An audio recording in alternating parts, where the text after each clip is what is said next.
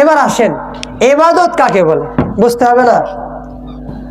আমরা অনেকে মনে করি নামাজ পড়ার নামই বুঝি ইবাদত, রোজা রাখার নামই বুঝি ইবাদত, হজ করার নামই বুঝি ইবাদত। না, রোজার নাম ইবাদত না, হজের নাম ইবাদত না, নামাজের নামই ইবাদত না।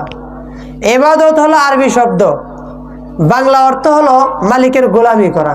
কি করা? গোলামি করা। এক কথায় বলতে গেলে মালিকের হুকুম অনুযায়ী চলা। ইবাদত কাকে বলে? মালিকের হুকুম অনুযায়ী চলা। আপনি আমি মাগরিবের নামাজ কয় রাকাত পড়ি? ফরজ 3 রাকাত।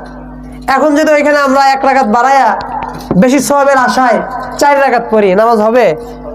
কেন হবে না? মালিকের হুকুম অনুযায়ী হয় নাই। রমজান মাসের রোজার অনেক ফজিলত, নফল রোজা লাগলে আরো ফজিলত।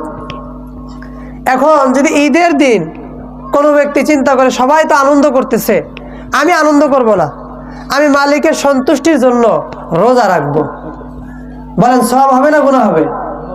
কেন গুনাহ হবে? মালিকের হুকুম অনুযায়ী হয় নাই। তো এক কথায় ইবাদতের নাম হলো মালিকের হুকুম অনুযায়ী চলা। কি করা? মালিকের হুকুম অনুযায়ী চলা। এজন্য আল্লাহ পাক রব্বুল আলামিন বলে, বান্দা তোমাকে তো আমি আল্লাহ বড় মায়া করিয়া বানাইছি। এ বান্দা তোমাকে কেন বানাইছি জানো? তুমি দুনিয়ার ভিতরে কারো ইবাদত করবা না, একমাত্র আমি আল্লাহর ইবাদত করবা। আমি মাওলা তোমাকে যেভাবে চলতে বলি রে বান্দা, তুমি সেইভাবেই চলবা। কে এলো? মাইকে আওয়াজ দেব।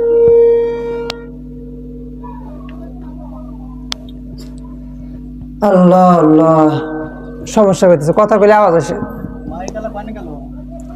রব ভাই একটু সামনে আসেন।